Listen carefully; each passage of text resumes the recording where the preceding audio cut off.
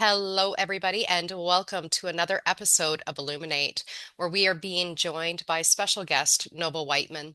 Nova is an author, speaker, certified life coach, Reiki master, and a Conversations with God coach on Neil Donald Walsh's team.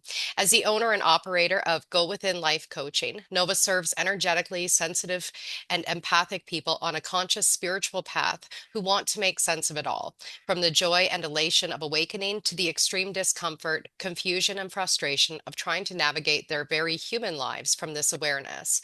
Using her signature spiritual alignment approach, Nova helps clients to functionally and consistently live in alignment with who they really are, creating and maintaining a spiritually empowering and joy-filled life. So thank you so much for joining me here today, Nova. Thank you for having me. It's a Yeah. mouthful, isn't it? It always is, but I it, know. it it's like everybody has this incredible list of tools that they carry with them. So, An experience that you have to try to condense into a little paragraph. yes. It's challenging. Yes, for sure. And so you're here to talk to us today about alignment in and consciousness in these kind of turbulent times. So things are turbulent right now. Mm. What can you speak to people who are experiencing just the everyday challenges within these turbulent times? So much, but I will try to keep it focused into what I am finding to be the most relevant and helpful at this time. Okay. Um, and that is, our energy gets scattered. It gets pulled in so many different directions. If you're somebody who feels feelings and feels empathy and compassion, then it is really, really easy to have that energy get scattered. And if you're energetically sensitive too. So, what I practice myself and what I guide my clients to prioritize is the recognition of your energy as currency. Mm. It's your highest priority. How connected, grounded, coherent, stable, aligned you are, rested, well-resourced, nourished, all of those things. That's going to be the foundation from which you take your actions, you have your interactions, you pursue goals, dreams, and desires, you contribute to some of the changes you're wanting to see in the world, whether it's activism or just contributing to your communities or your families, showing up for your kids. Like all of that doesn't happen well, easily, or sustainably if you are not prioritizing how Mm. you feel, not only each day, but like moment to moment is what we're required now. Like the game Yeah. has changed. It used to be enough to have, I have this primary foundation to my work is something called having a daily alignment practice. Okay. And that used to be the big ask or the invitation if somebody was to work with me that, you know, you're going to be practicing, you're going to have your daily alignment practice. And, the consistency part is the most important. So if you don't agree to your practice, I can't really help you. That used to be the big challenge. And now it's not because everybody's like, good God, help me not feel this way. So they're very, very willing to engage in that and actually follow through with it. But now it's moment to moment because Mm. breaking news cycles, energetic overload, overstimulation, noise, noise, noise. It requires moment to moment awareness. Yeah. And so, how can someone tell when their energy might just be shifting out of that alignment?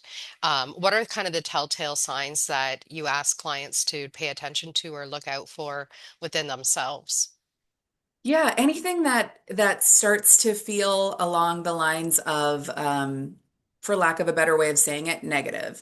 Yeah. Um, like you start to feel irritable, tired, um, like overwhelmed, overstimulated, discombobulated, just very pessimistic or cranky, any of those Yeah. things, paralyzed, numb, anything that doesn't feel stable or help you access the many resources you have. So when you start to go into that fight or flight, or you're just like out of it, you're zoned out.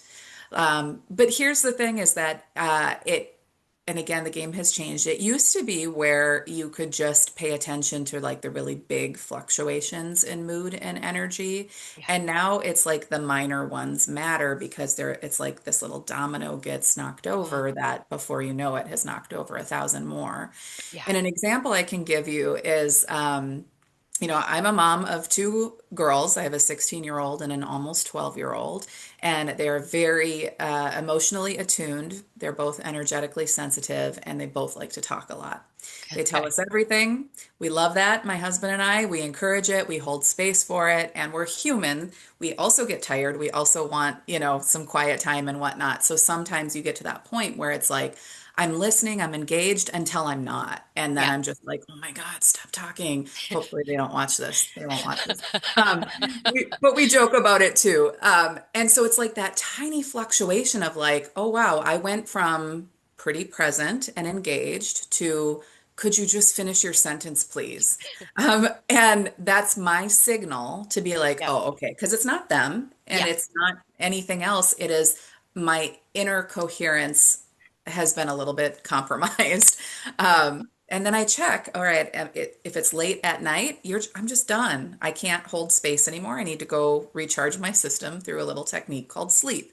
Um, Yeah. or I'm hungry, or I just need some alone time. Whatever you need, it's like being willing to notice those fluctuations and Yeah. then pivot before you're too far sucked in where it feels impossible to pivot. Like, Yeah. have you ever had that where, Yes, and that was actually going to be my next question because what I've been noticing a lot with in my own kind of community and with clients and stuff is people who it's like they're past that point and they're stuck in these kind of really almost impossible situations where it's like a couple of months ago you should have listened to that first kind of incoherence that was happening and now it's just this domino effect that's created this massive pile that they're having trouble getting out of. yeah, yeah. And you can even be aware of it in the moment. Like I'm currently experiencing where I'm doom scrolling. Mm, I have a habit in place, right? Like I go to bed and I read a book. I read like fantasy fiction type things as a way of regulating and escape and don't go to bed paying too much attention to reality out there. yeah, But where I live close to Minneapolis right now in Minnesota, and there's a lot going on yeah, here at the time of this recording. And so I'm checking more often the news feed and social media and whatnot. And I'll get into that doom scrolling. And then I'm like, Nova, put the phone down, read your damn book. yeah, And I can't, it is hard. It's literally like I have to take my hand and put the phone down. yeah, And what's happening energetically there is I lost coherence. yeah, I stepped out of alignment. My energy got scattered, my mind got filled with noise, and I yeah, felt less resourceful. mm, So it's like the momentum got built and it became harder to pivot. So if yeah, we can get good at more of the time, most of the time would be ideal, pivoting before it gets to that, then I think yeah. that can help us manage it Ab- all better. Absolutely. And I think it's so important that you have these conversations and you tell people like, hey, I do this coherence work, I do this alignment work, and also I too get trapped in this kind of doom scrolling situation. And as much as we know sometimes it's not good for us, it Mhm. is really hard when there's these stories that are coming out of these traumatic events and stuff, and we want to know what is going on, Yeah. and there's that desire of I want to change it, so I can't look away because what if something else happens? Yep. And what do I need to know to inform my decisions of how I can show up? But Yeah, what's actually happening when you spend too much time there is your nervous system is getting hijacked. yeah, And vibrationally speaking, your frequency is dropping. And now yeah, you literally don't have access to the things that could help. yeah, So if there's anything to focus on during these intense times, I mean, there's a lot to focus on. This isn't to like spiritually bypass or yeah, dismiss, but it is to recognize that step one, when I've dropped, especially, um, there's only one thing to do, and that is to recoup my energy. That is to restabilize what has become destabilized. yeah. It is to get in touch with that present moment, feel my body, my skin, the couch that I'm sitting on, the air that I'm breathing, what's right outside my window or in this room. And Yeah. that I mean, these are basic therapeutic mindfulness practices, but energetically speaking, it's calling your energy back. And now you have a more, I keep using this word, coherent, but cohesive, um, stabilized, energetic state from which to take the next step. Yeah. Yeah. Yeah. And I will say that what makes this not only really helpful or doable, it actually kind of makes or breaks it, if we're being honest. So if I'm having this conversation with somebody who has never engaged in a consistent practice that helps them feel conscious, connected, and aligned, grounded, etc., telling them, just focus on being aware of your energy in the moment so that you can get ahead of it and you can pivot. They're going to be like, uh-huh, uh-huh. And then they Yeah. won't be able to do it because we're not taught this. It is not our conditioned response. Yeah. So then having that daily ritual, that sacred time, I call it a daily alignment practice. You can call it what you want, but it is that um, proactive way of training your vibration, training your awareness to like that's your resting state. So we Yeah. will always fluctuate, but then we come back to homeostasis. And then from there, when we have that foundation, so much easier to apply this stuff and to recognize this stuff before it's too late. Yeah, absolutely. And so for those who are perhaps maybe in a heightened nervous system state, or Mhm. they haven't ever experienced mindfulness, meditation, groundedness, centeredness, and stuff, I do believe it's still possible for them to be able to do it at any Mhm. point in time to make that decision. What would you say is the number one thing for them to start off with if they're already in this kind of heightened state? Get up and walk out of the room. Okay. Get Very into new simple. energy. Yeah, Yeah. and it really works because we are energetically sensitive beings. Everything is comprised of energy. If you're listening to a podcast like this, you know what I mean when I describe that. Yeah. You are sensing things at an exceptional level, and you're impacted and influenced by the energy around you, probably to an exceptional degree. Yeah. So when you're either whether or not you're sitting in your own space by yourself, but you're fixated on a video or a thought, you are now in this energetic field that is quite alive and quite palpable. And it is really hard to access something new in that field. So just get up, walk 10 feet, look out a Yeah. window, excuse me, and take a deep breath. Yeah. If you're in a space with other people or in a one-on-one interaction and you're starting to feel some of those nervous system cues where, you're getting hot, sweaty, heart is racing, excuse yourself and go use the bathroom. It doesn't need to be dramatic. It doesn't mean you have to look like, well, screw this and screw you. Like Yeah. literally just get up and get out of the energetic field because now you're giving yourself access to new energy where Mm, you'll have a new thought. You'll be able to gather your thoughts and your feelings. You'll be able to move towards regulation much yeah. more easily. Beautiful. Beautiful. Um, okay. And so you were just talking about empaths and like those highly sensitive people.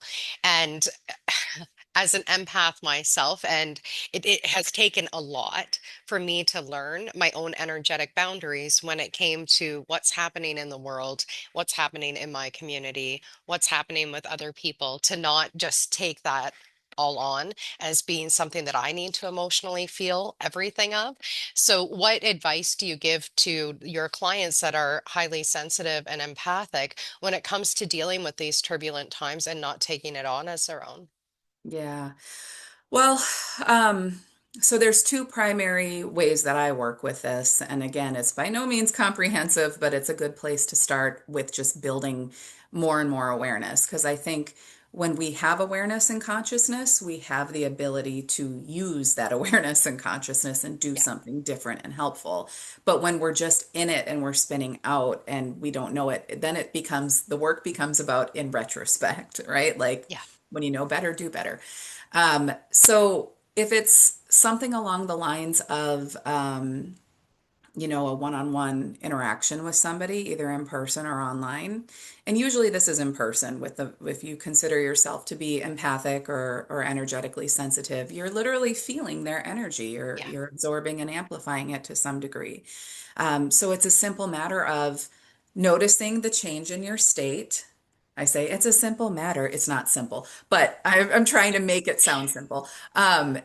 Noticing the change in your state and then getting consistent with recognizing it's not mine, it's theirs. Mm, So, like with my girls, like I said, they're very emotionally attuned. I study and teach and work with human design. So, if anybody's familiar with that language, they are emotional authorities, and they both. I have seven undefined energy centers, which means 7 out of 9. That's a lot.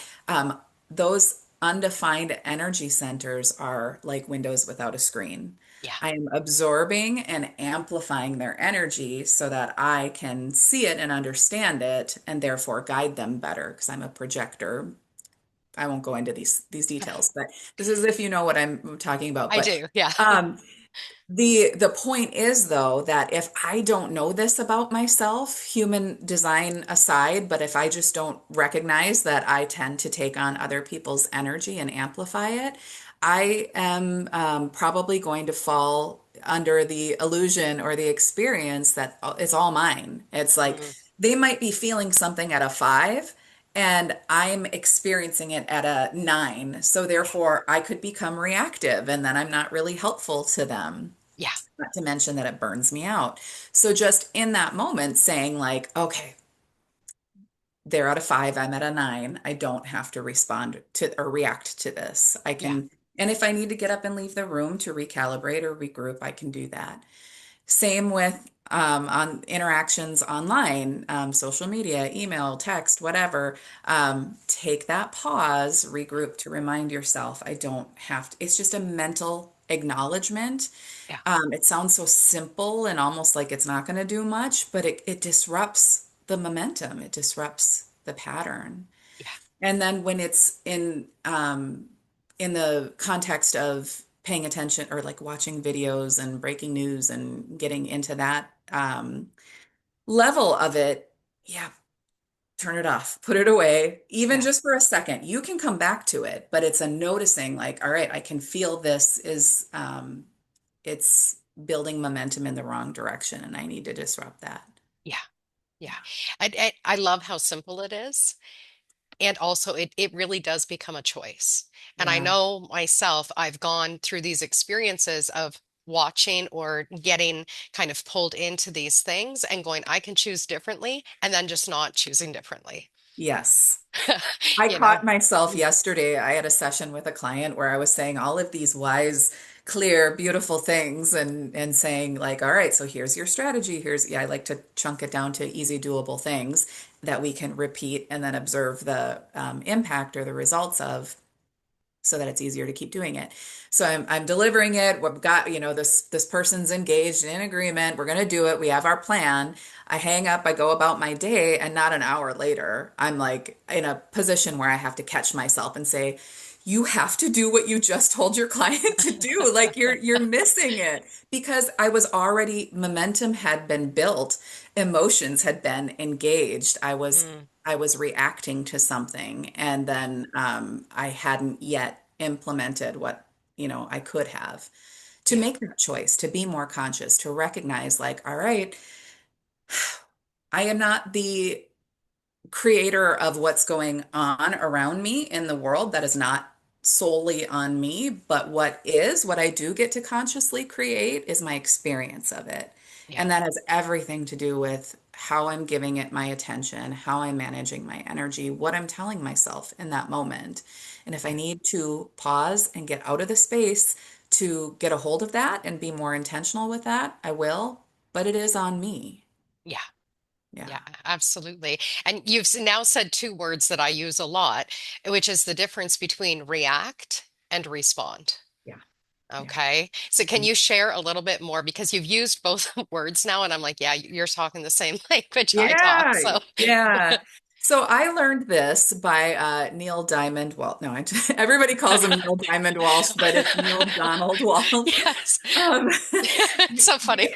I know my mom does it to this day. I've been working on his team for a long, long time, and she always refers to him as that. But so Neil Donald Walsh is the author of the Conversations with God Yeah. series. It's pretty popular, and he describes it in a way of, um, you know, when we're coming from that reactionary place, we're really coming from like our reptilian brain, Yeah. the however long ago the part of us, the caveman days where we just had to like hunt and gather and not die from the elements.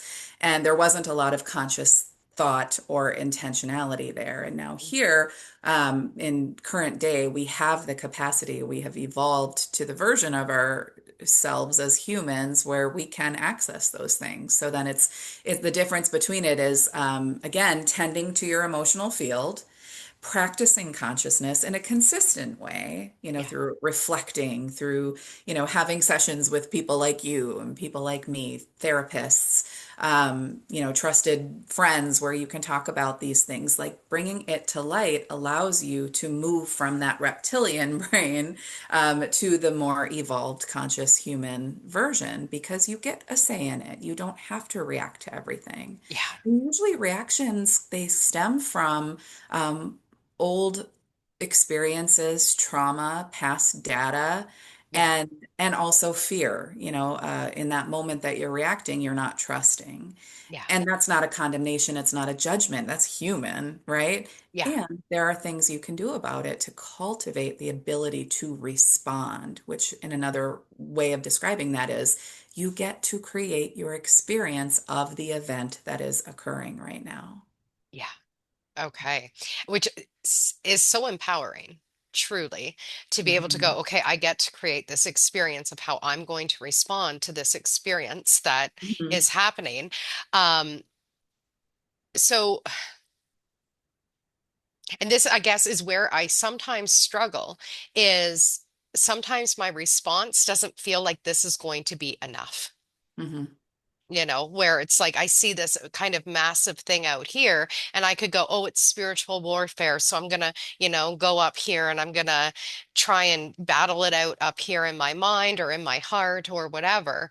And I can respond with love and I can respond with, connection with people. And I've been talking a lot about finding where is there conflict within myself as I'm watching so much conflict in the world to ease up my own conflict in hopes that that adds to the collective. That, okay, if I'm more at peace, then the collective can be more at peace. And yet still that response just doesn't always feel like enough. Mhm. Yeah, so I think there's a piece here that's so, so important, and it is not an overnight light switch sort of thing. And it's something that not only have we not been taught to do, but it has been condemned, for us doing, and it is feeling our feelings, Mm, like yeah, being with the discomfort as part of your conscious and intentional way of creating your experience. Because, and this is where we've seen this arc in the, spiritual, personal development, transformational work field, is, it went from a huge awakening and emphasis on the power of positive mindset yeah, and thinking and, manifestation and all of these things. And then it did not take long for people to catch on that, it's really hard to step over your very human, very valid, very authentic emotions. And in fact, when you try to slap a positive band-aid on it and yeah, force it, you might accomplish that for a minute or two before there's that internal system that says, lies, I'm calling you out. You don't yeah, actually feel that. So again, it comes down to coherence. Your mind is yeah, saying one thing, but your body and your emotional guidance system needs to have that part of the process. yeah, But it doesn't always need to take, hours, days, months. It can actually happen pretty quickly over time as you cultivate the ability to not run, to not self-abandon, to not self-deny, and, to just be in the discomfort before you've reached the solution. So an example of this, would be like I look around at the world, a lot of what's happening, right in my own backyard as we speak. I look at that, and from the standpoint of my background in this work and my belief system, I do recognize that big time collective change is taking place right before Yeah. our eyes. We're in the messy bits, and people, but I'm not going to step over how I feel, Yeah. recognizing how people are getting hurt in the process. Yeah. And so there's not going to be that spiritual bypass there. There's not going to be that disconnect or dissonance between, like, oh, this is the world getting, this is how we change. And nobody says it like that, I don't think, hopefully. But, like, versus, but yeah, right now this feels awful. Yeah. This feels awful. I want to scream and pull my hair out. So I have to make room for that. And Yeah.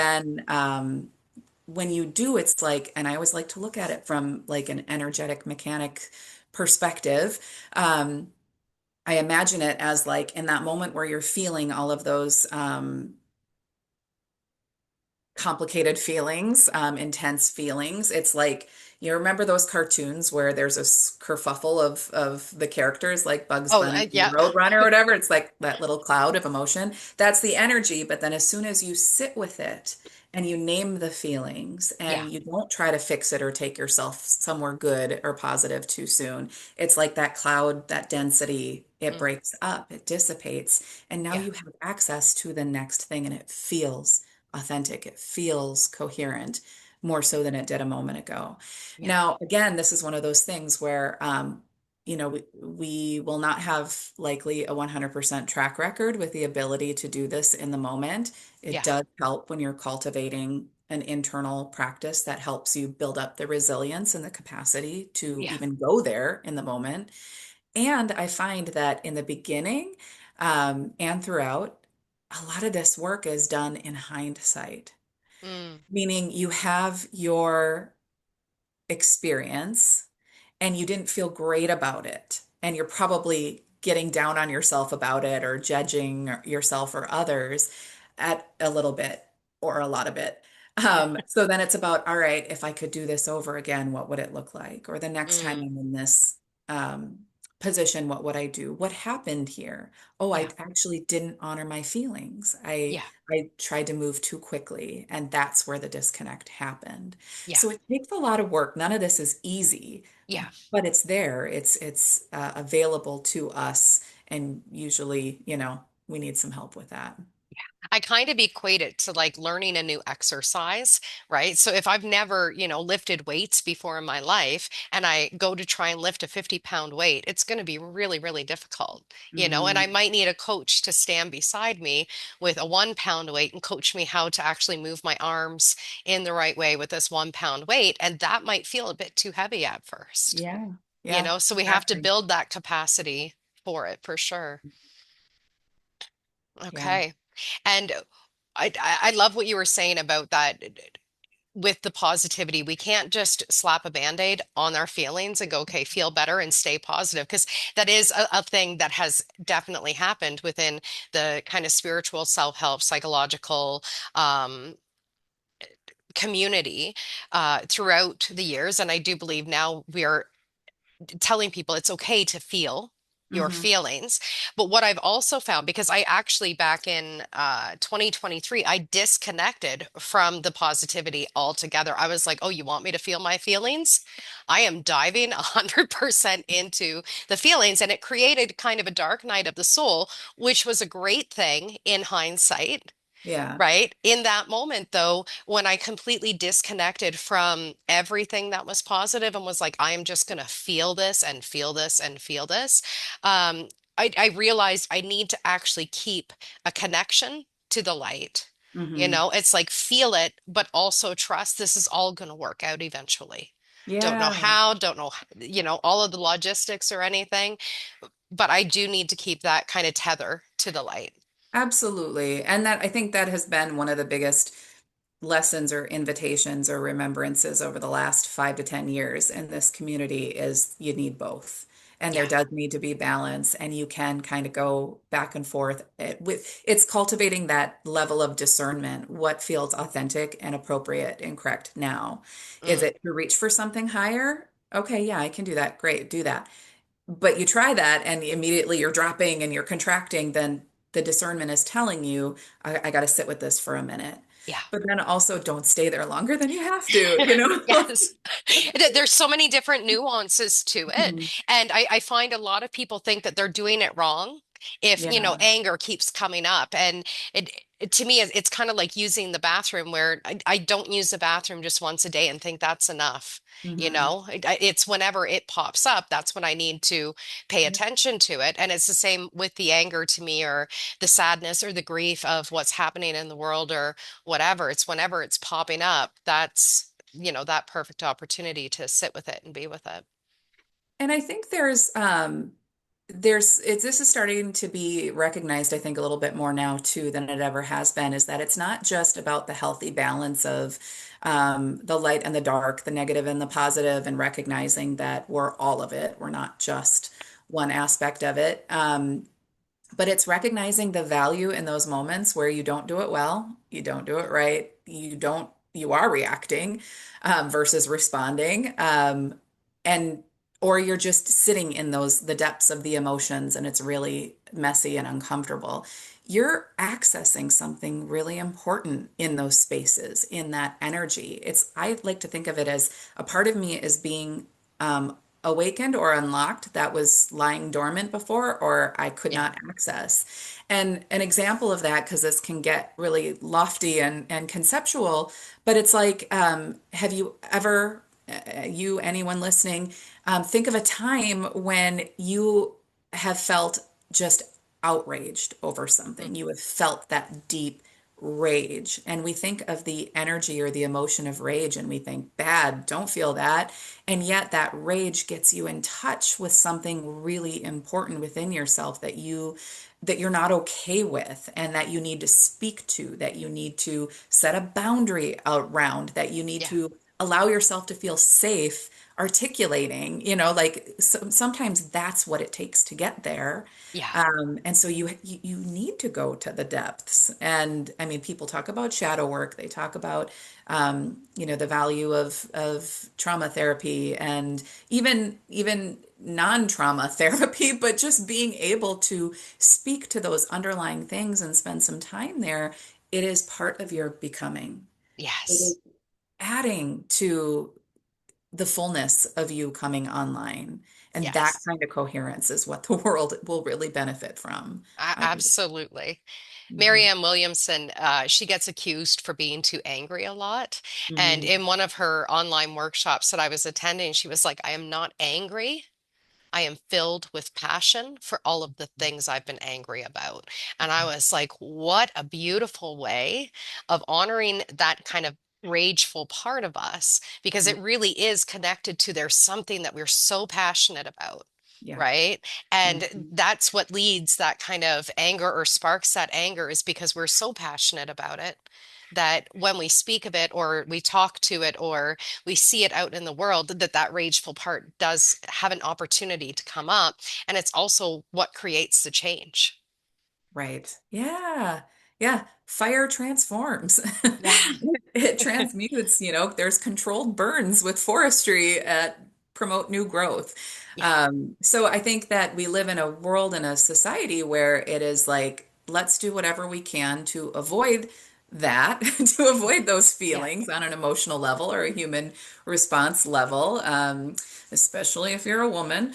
Yeah. Don't feel your feelings. You're being hysterical. Calm down. Um, and yet, it is the very thing that needs to happen in healthy ways. Obviously, like another thing that Conversations with God teaches is that there are natural human emotions and natural versus normal. So anger would be one of them. It is natural to feel anger.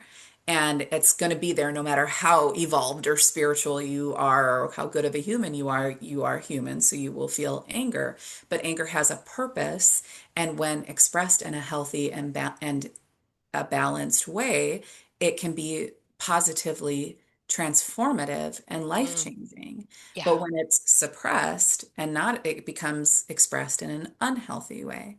Yeah. And that's a natural emotion. Then we have like normal emotions, which is that's where people like, oh, just, use manners, be Mm. polite, don't say what you're thinking, don't ask about that, like, um, and that also creates unhealthy emotional expression overall because, Yeah. I mean, suppression is not good for anything. Absolutely not. And I found in the past, what I learned to suppress, it was what became the kind of volcano expressions of myself later on at the times that I absolutely did not want it to become the volcanic kind of expression of it. Yeah, yep, exactly. And it's like that is what is going to happen when we're taught to suppress what is Yeah. most natural to us.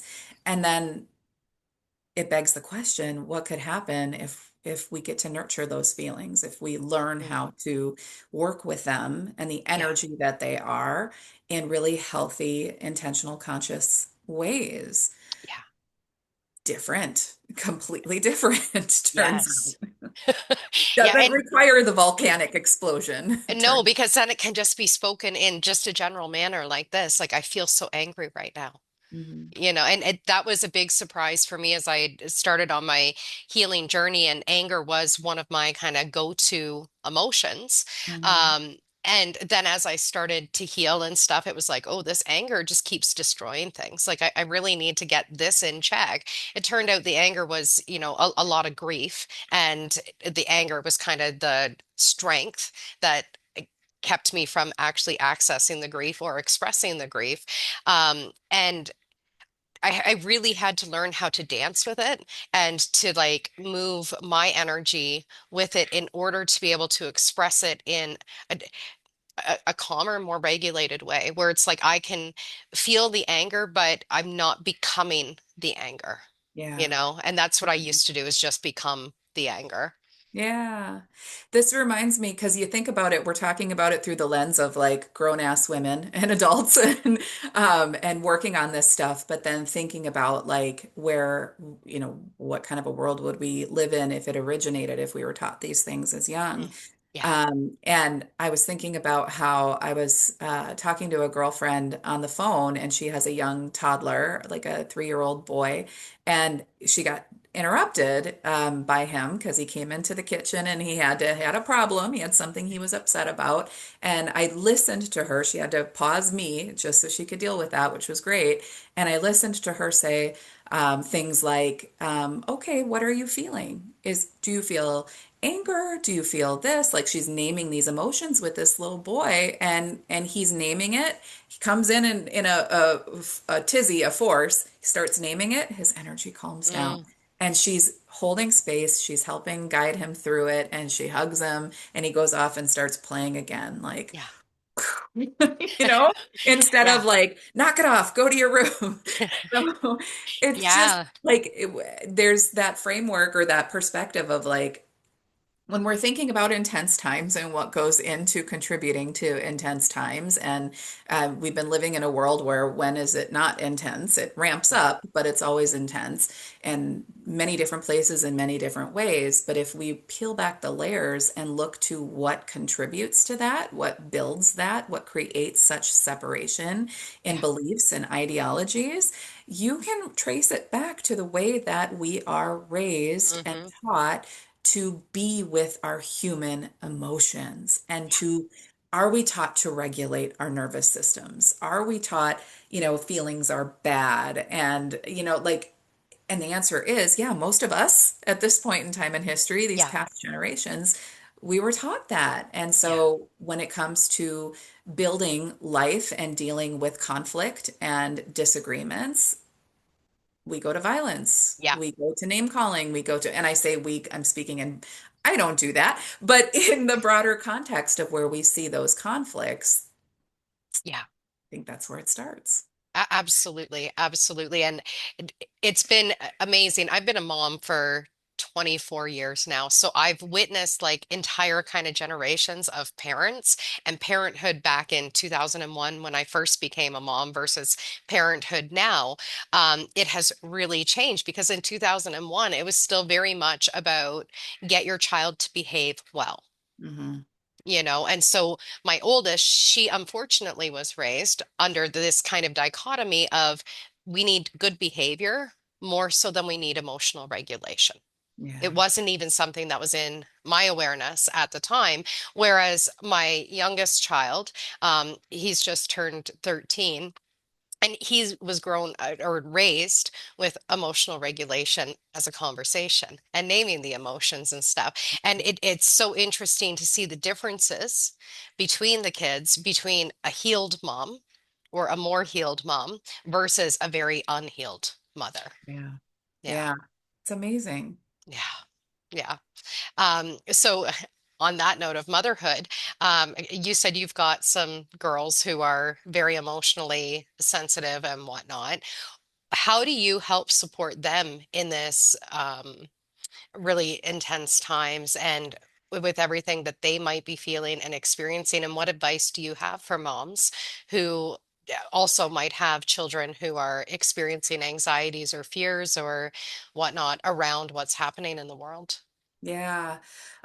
Again, step one, make sure I am regulated enough, coherent enough, Yeah, stabilized enough to have the conversations, to hold the space, to listen to them, to ask them questions, to help them identify what they're feeling and let them know it's okay to feel that way, even if we don't have the answers. Because again, if you're not, you'll get distracted, you'll get triggered, you'll get yeah, all sorts of things that are not necessarily helpful. And that's to say, like, I know this because I've done it yeah, and I've experienced, I know the difference. And it's not even like I don't do it anymore. I do because I can't always be on and I yeah, am human. And I at the very least, I get tired at night, and that yeah, seems to be when they want to talk about all the hard things. So what I do is I spend a lot of time cultivating the boundaries that I need to support my ability to, as consistently as possible, show up that way for them. yeah, Well rested, well nourished, well resourced. And then as long as that's intact and as much as possible, then I listen. I yeah, listen. And that's not easy either. As a parent, you want to fix, you want to say, yeah, but you want to do all sorts of things that you think are protecting and helping them. But what it yeah, is it's sending the signal or this message that it's not safe for them to name or feel their feelings or their thoughts. So I do a lot of listening, I do a lot of acknowledging, I do a lot of validating, and then I ask questions of hmm them to help them more clarify because if anybody's a coach or a therapist or anything and they have kids, then they probably have the common experience of their kid. They're like, stop coaching me. Stop. Yeah, you're doing it again. So you almost have to find pretty sneaky ways to do it. And I do it just through very casual questions because I know that their answers will clarify their feelings for them. Yeah, Um, and then, I think reassurance is important but honest reassurance. Like we have a phrase in our household, everything is always okay. mm, Ultimately, everything is always okay. Everything is always going to be okay. And it's a general statement that leaves room for there will be hard moments, but we will yeah, get through those hard moments. We can do the hard things. We grow yeah, from it. And we have each other. We have built a safe, stable foundation and loving foundation here. So that reassurance part, I think, is important, especially when you're not trying to, you know, I think the intentions are good, but when life is lifing right before your eyes and yeah, kids access to it everywhere, it's just you can't protect them and you're yeah, actually making it worse because what they're seeing is conflicting with what you're telling them or not telling them. yeah, And it creates that dissonance and distrust, mm, mistrust, yeah, which can cause an array of reactionary responses. So having the real candid conversations, age appropriate, developmentally yeah, appropriate, and then not wrapping it up, but like ending with some sort of reassurance yeah, like that. Like and we're figuring it out. The world is changing. There's a lot that's happening right now. It's scary out there, but it's not always going to be that way. And yeah, if you look around, there's also a lot of helpers. mm, There's yeah, lots of beauty, like sometimes it's really hard and yeah, the conversation is just like, yeah, I'm scared too, but right yeah. now we're okay. Mm, Yeah. yeah. Yeah. Yeah, you remind me of Mr. Rogers. What, No one's ever said that to me before, but thank you. he actually he said when he was a child and he was seeing bad things happening on the TV and stuff, his mom always told him just keep your eye out for the helpers. Always watch for Helpers. the helpers. Mhm. And it's something that I've also said to my own kids, like look for the helpers. You Yeah. know, look for, hold on to what is good. Also feel what you're feeling. My daughter and I had a conversation about it on Friday night, and she was doom scrolling. That was like, and she was like, I've got, she's in university, so she's got stuff she needs to get done for university. She's got lifing the way life does when you're in university. And then she's doom scrolling about everything that was happening in the world. And she's like, she's really had herself dysregulated. Um, and she was kind of judging herself for doom scrolling and also judging herself for not focusing on the things that she thought she should be focusing on because she just kept going back to the doom scrolling. And so it was a big kind of conversation of just allowing all of these emotions to just pile out of her. Yeah. And as a mom who is also a coach, and I do also ask the questions that she doesn't want to, and she actually said to me on Friday night, I don't want to have that conversation, Hmm. And I was like, okay. Let's just hear whatever these emotions are, and we don't have to clarify, and we don't have to go any deeper than what you're wanting to go. And it's hard sometimes, my kids and I actually had to come up with a rule of this is a no construction zone, which means mom, don't try and fix it. Hmm. Wow. Let's just let this mess be this mess because my go-to was let's find a way to fix this and, let's find a way to make you feel more better with it. And what I've learned is just giving them that trust that they're always going to be able to figure it out, you Yeah. know? Yeah, that's the other thing, isn't it? Like we can be there, hold space, we can listen, we can offer, and we can teach them that it's okay to go write in your journal or go listen to music. Or my 16-year-old likes to handle her emotions sometimes by going to binge watch Grey's Anatomy. Yeah. Like great, Yeah. great. As long as it doesn't turn into something really imbalanced or something else. But that too is like, here are the tools. You can trust yourself to use them as needed. And you can trust yourself to just say, I don't want to talk about any of it. I just, Yeah. and then of course, as parents, we have to learn and build up the capacity to not take it personally or get frustrated. That's hard. That's another story. Yeah, I seen a speaker once that was speaking to a young man, and the young man was going, my mom is always calling me, and she just wants to know how's work going and how's school going, and da da da da da. And the speaker was like, you do realize most people pay $6,000 a month for a coach, and your mom has signed up to be your free coach for life.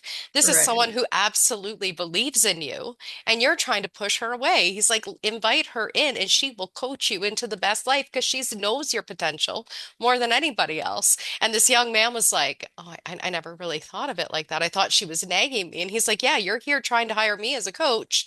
What you need to do is just turn to your mom. And I was like, that's very interesting. It's a Yeah. different perspective. Yeah, yeah, no kidding. Yeah, I was my youngest, fortunately at her school with everything that's going on right now, they're good at like, letting the kids know that they have someone to talk to. And she needed a mental health day on Monday. She didn't even make it 10 minutes into school before my phone's blowing up. And so I let her come home and we have a mental health day. I'm a pretty big advocate for that. And we talk about so many things. And then we make room for joy because you can only talk about serious things for so long, and joy is just as important. So, whatever we have the day. And then I tell her guidance counselor at school reached out to me and said, just remind her she can talk to me at any time. This is available. And I was like, oh, that's really great. So I let her know that, thinking, so next time, nope, goes right in there the next day. At school, and just wants to take advantage of it and talk to this other person, and comes home and tells me what they talk about, and I'm like, we just talked about that yesterday.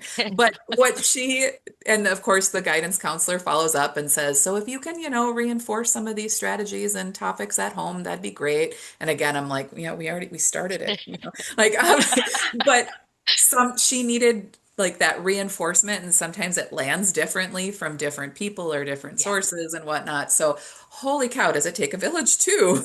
You know? Absolutely. Absolutely. Because, yeah, I do find that with my own kids too, is sometimes when they hear it from someone else, they're like, brilliant. This makes Yeah, so much sense. And yeah, I think perhaps that it's because they see me in all of my fluctuations, yeah, right? And so I don't know that they necessarily believe that I know what I'm talking about, yeah. you know, because they see the days where it's not working for me. So, Right. They don't see all the people that you help and whose lives are vastly improved. yeah, So, exactly. yeah. Exactly. And then one question I always ask everybody that's on Illuminate is if you could give the world one message right now, what message would you want the world to hear? Just a simple question, right? Um, uh, what comes to mind in this moment is it's okay to slow down. It's okay to disengage. It's okay to pause. It's okay to regroup before responding, before committing, before deciding, before moving on to the next thing. Like, God, if we could just get into a rhythm of that where we're not running around at a breakneck pace based on expectations or our perception of expectations, we would find better, more consistent access to our own innate wisdom, resourcefulness, and guidance. So it's okay to slow down even when things are really, really messed up. It's okay to pause. It's okay to step away. Give that to yourself. And Beautiful. then watch what happens. That's the part people skip is they'll engage in a practice or something, but they don't watch to see what happens and the Mm, result. So they're on to the next thing. But that alone, I think you'll see a lot of difference. beautiful. Thank you so much, Nova. Thank you, Catherine. This was lovely. I appreciate it. Anyone who is wanting to connect with Nova can go to her website, www.novawhiteman.com. She is also on Facebook. She has a group called the Spiritual Alignment Community, on Instagram at Nova Whiteman, on TikTok at Nova Whiteman, and also on YouTube at Awakened and Aligned with Love. No, No, I with don't even know what it is. It's some, I have to, yeah, I when have to I'm looking shorten at that. it, yeah. It's like I, some numbers. I don't know. Maybe just search Nova Whiteman on YouTube and you'll find it. yeah, yeah. I will just actually, when I post this video, I'll just take that YouTube and connect the two together because, yeah, it just, Yeah. yes. It's jumble. That's another podcast episode is trying to share your work in a world of multiple platforms and algorithms and lots to say about that, but another time. Yes, I understand. Yes. All right. Thank you so much, Nova. Enjoy the rest of your day. Thank you. You too, Catherine.